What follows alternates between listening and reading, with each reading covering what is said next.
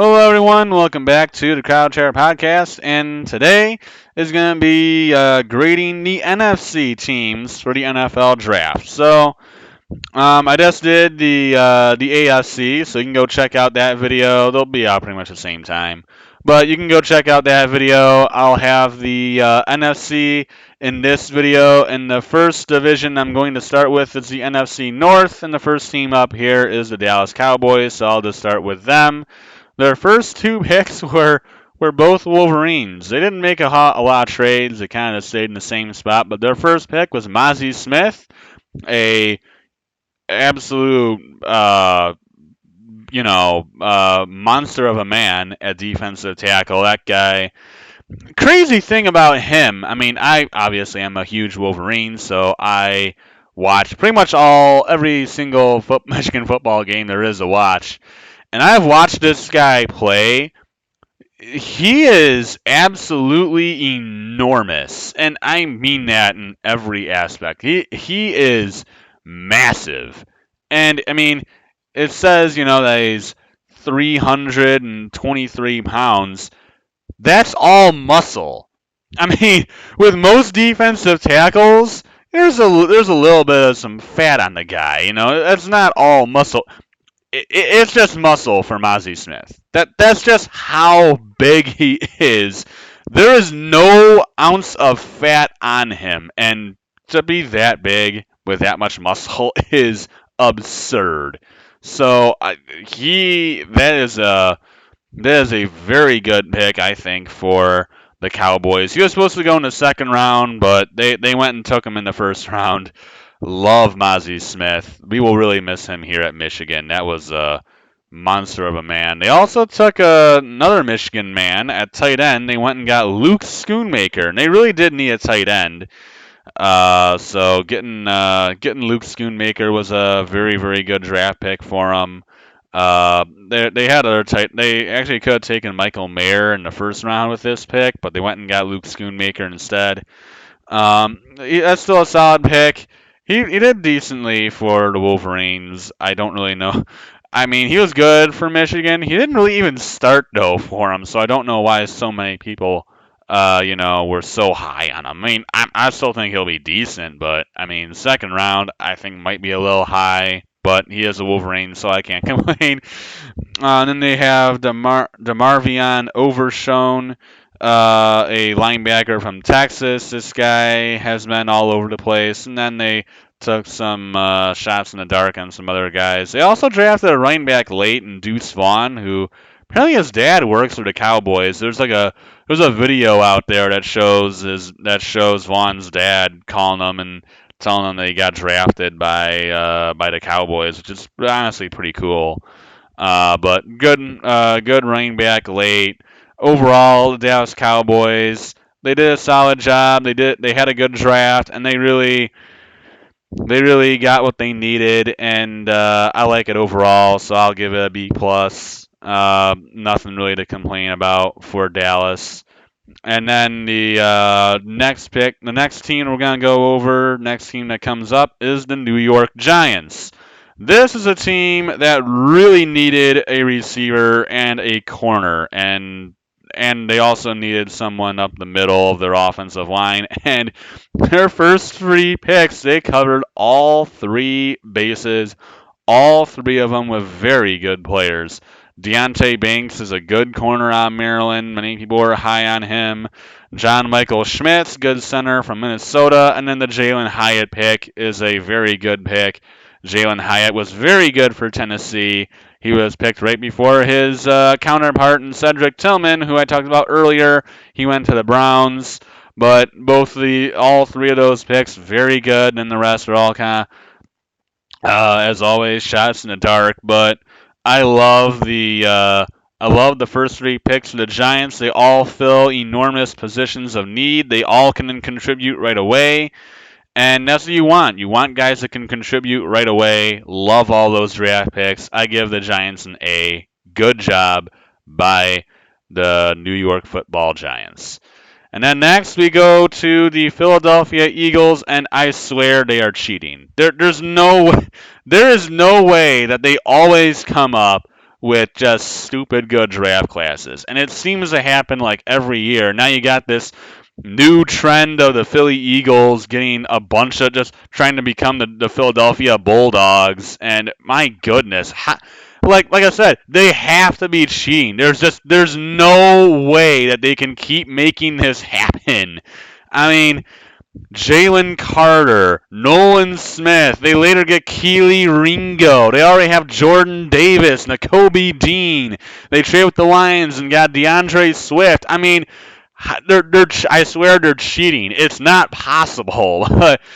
I mean, their draft is outstanding. Jalen Carter at 9. He was supposed to go like top 5. He goes a 9. And then Nolan Smith, he was supposed to be like a top 10, top 15 pick. He goes to number 30. Now it says 31, but I guess they didn't take into account that the Browns forfeited their first round pick. So that's actually pick 30. But still, he was supposed to go top 15, top 10. They get him at 30. Sidney Brown is a good safety from Illinois. Actually, he's Chase Brown's twin brother, so that's pretty cool. Keely Ringo, he was originally supposed to go in the first round. Others have him fall into the second before the draft. He falls to the fourth, and then the Eagles go ahead and take him. Tanner McKee's a good depth piece at QB. People think he might become something. Of course, they also already signed Jalen Hurts to a huge contract, but this team, they have to be cheating. I don't know who to. I mean, I have no idea who the Philadelphia GM is, but I swear they're cheating. There's no way that they keep doing this. It's crazy, but yeah, I give the Eagles an absolute A plus. Jalen Carter at 9 is an absolute steal. Nolan Smith at 30 is stupid. Keely Ringo in the fourth is crazy. Sidney Brown's a good pick as well. Tyler Steen, I don't really know much about him, but Tanner McKee's a great pick. I mean, they knocked it out of the park yet again, and it's crazy. What a job by the Philadelphia Eagles! Unbelievable draft for them. And then next, we have the Washington Commanders, whose draft was okay. They got Emmanuel Forbes with their first pick, getting a corner of which they desperately needed. They did not take a quarterback at all, so I don't really know who they think is going to be the guy at corner. They got Jartavius Martin, Ricky Stromberg, a couple other players. Not really much of anything for Washington outside of Emmanuel Forbes. Really, this team is just focusing on finally getting the team to an owner who cares about the team, is not a complete jerk like what's his face, Dan Snyder. They're just hoping that they can finally get past Dan Snyder and get a legitimate owner. But the draft class is okay. I'll give it a B minus. Martin and Forbes are really all I know. The rest are kind of just nobody I've heard of. But at least it's something. And so that's the NFC East. The next division will go to the NFC North. And we'll start with the Chicago Bears, who, of course, traded out of the number 1 pick, giving that to the Carolina Panthers. They traded down to, I believe, what was number... Yeah, they traded back to number 10, and the Eagles jumped to 9 to go and get, of course, Jalen Carter, because, well, why would you wait on that? So the Bears go and get their linemen to block to protect Justin Fields. They get Darnell Wright. Then they got Gervon Dexter along with a corner from Miami. Zach Pickens, not really players I've heard of. They got Noah Sewell really late, which was a nice pick for them. Kind of mad the Lions didn't take him because, I mean, why wouldn't you? Why not get Penny Sewell's younger brother? But he goes to the Bears. Overall, their draft class, they got protection for Justin Fields. That's what they cared about. And they also got a couple other nice players. So I give them a B. They did a good job. They traded out number 1. They got draft capital from Carolina for it. And they made use of the picks that they had to get some more. So the Bears did what they needed to do. And overall, pretty good. Lions.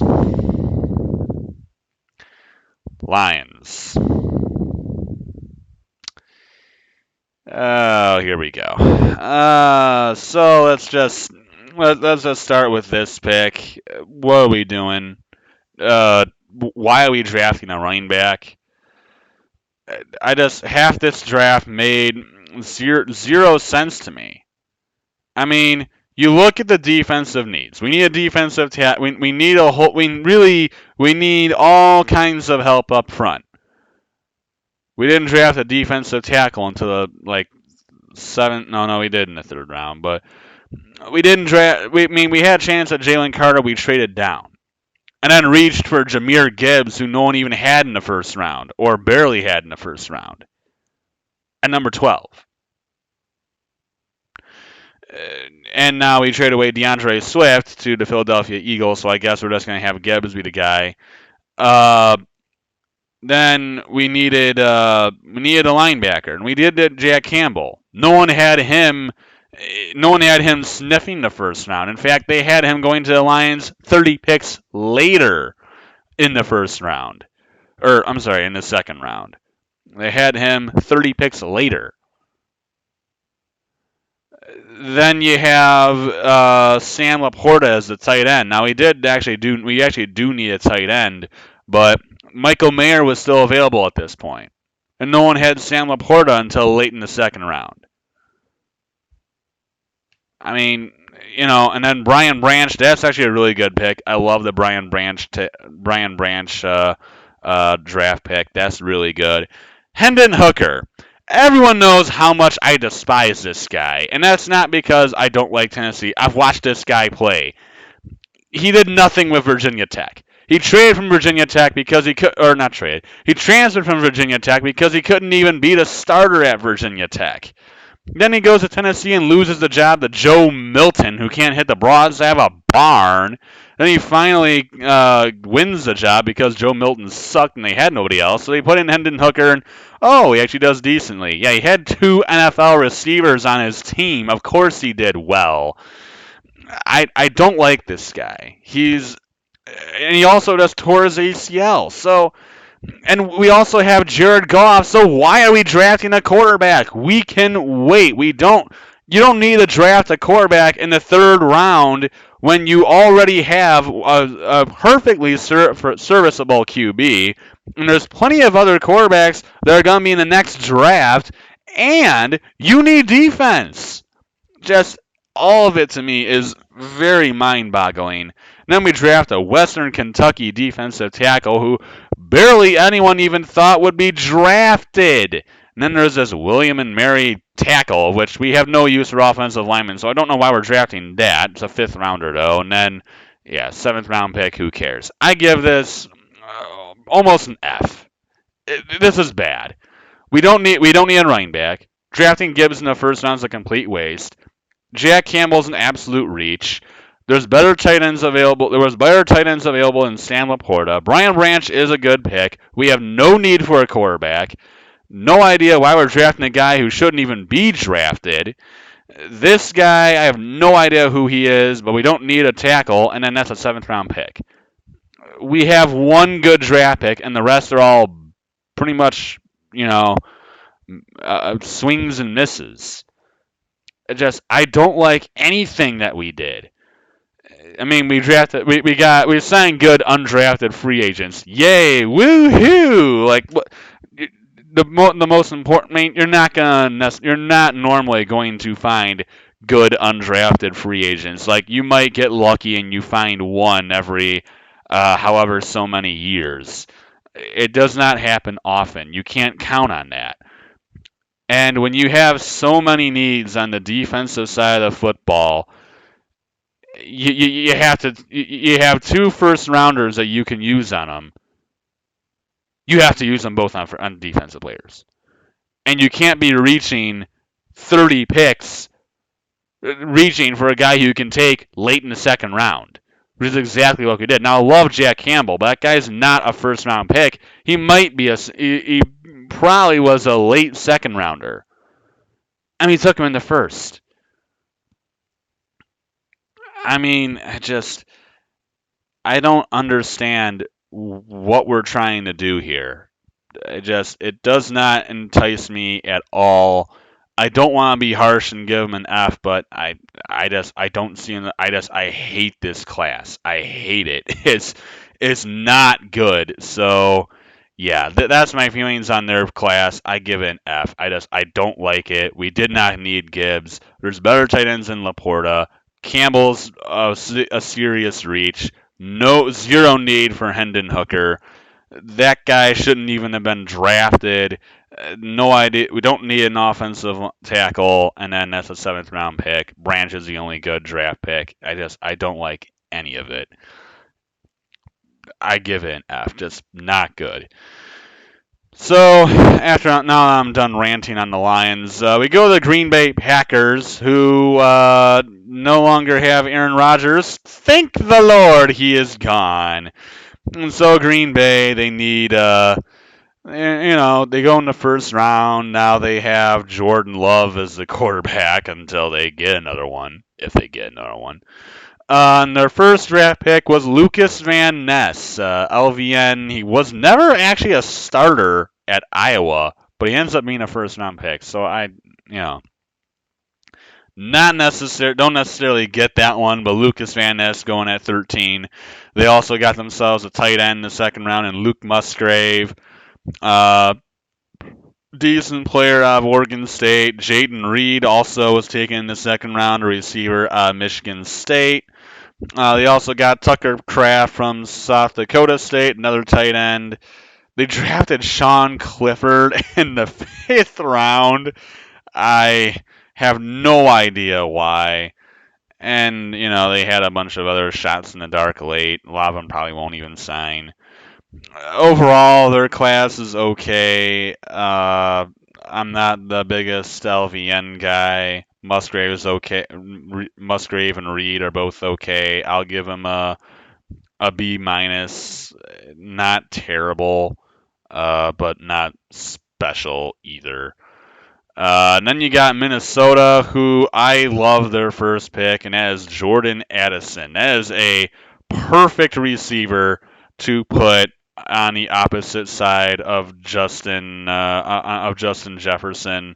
Addison, very good for the Pitt Panthers, and they played for them. Then transferred to USC and was fantastic for Caleb Williams and the Trojans. They get him as their new number two receiver to replace Adam Thielen. Great draft pick. Mekhi Becton was their next pick, a corner from also from USC. Solid pick. They did need a corner. They also drafted Jaron Hall as a late QB, maybe to push Cousins a little bit. Overall, the class for Minnesota is okay. I really like the Jordan Addison pick for them, and I think that was a great selection for the Vikings. So I give Minnesota. I'll give Minnesota a B. I really like Jordan Addison. Everything else is kind of eh. Mekhi Becton is a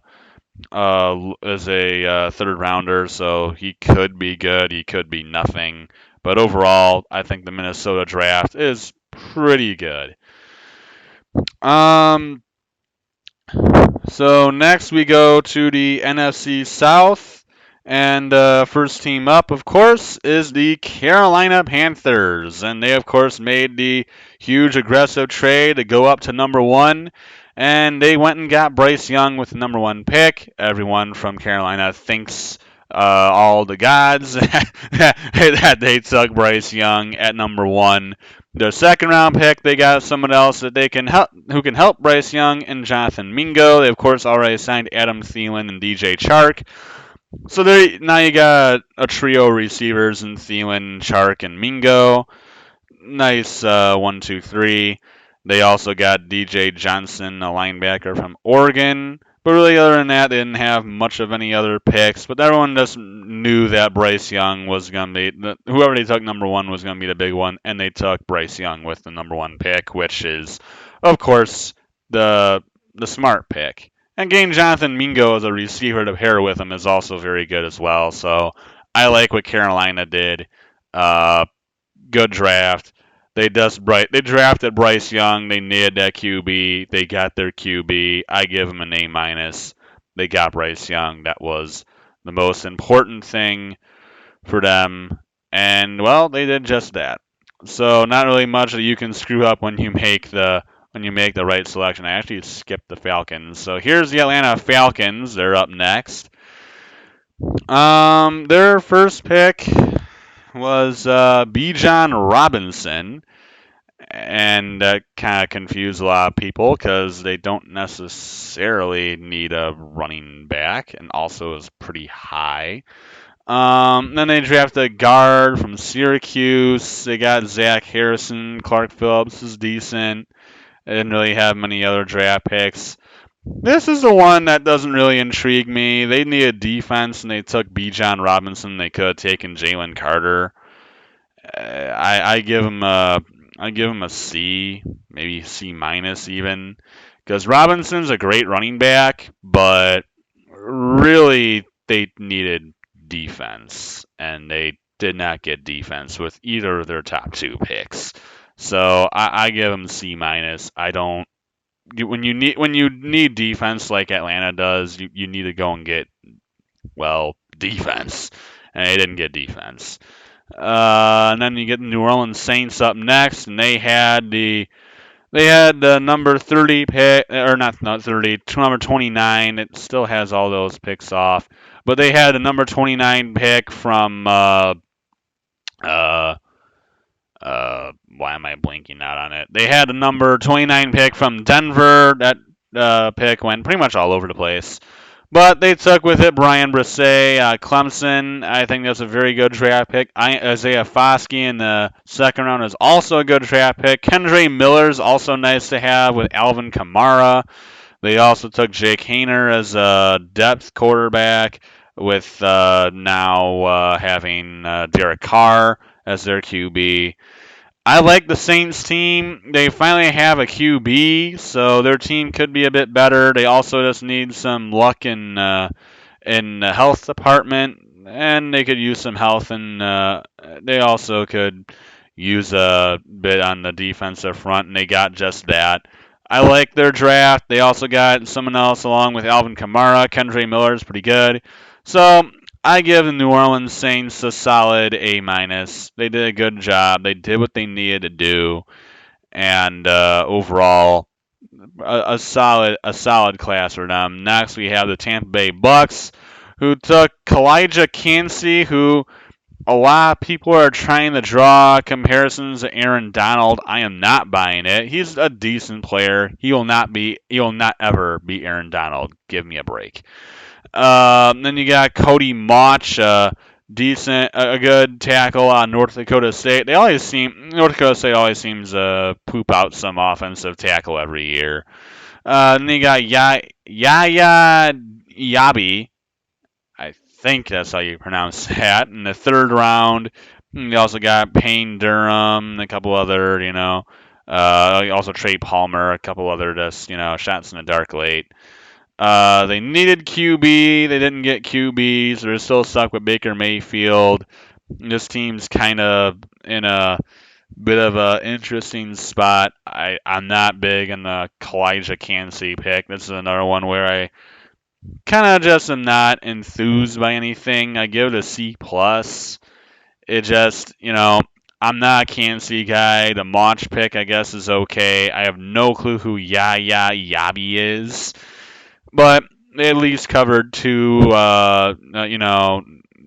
needing spots.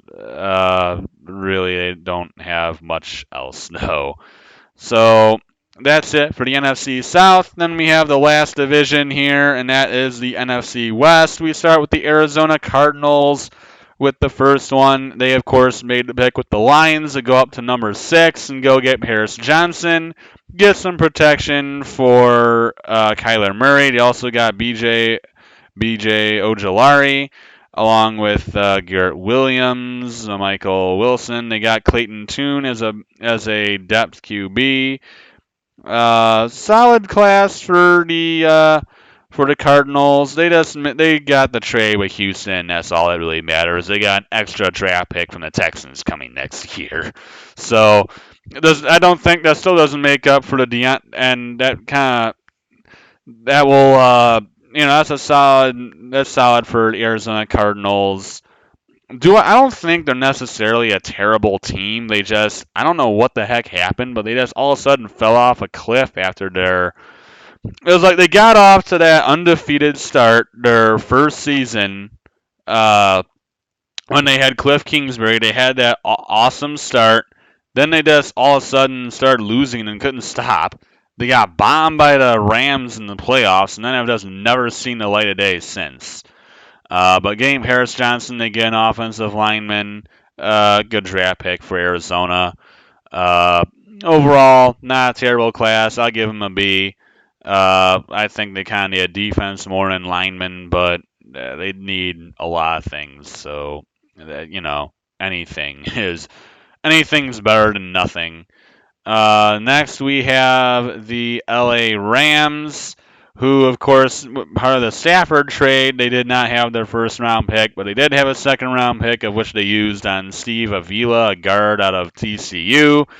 Kind of need to overhaul the entire offensive line, so that is definitely a good pick for them. They also got Byron Young out of Tennessee, not to be confused with Byron Young out of Alabama.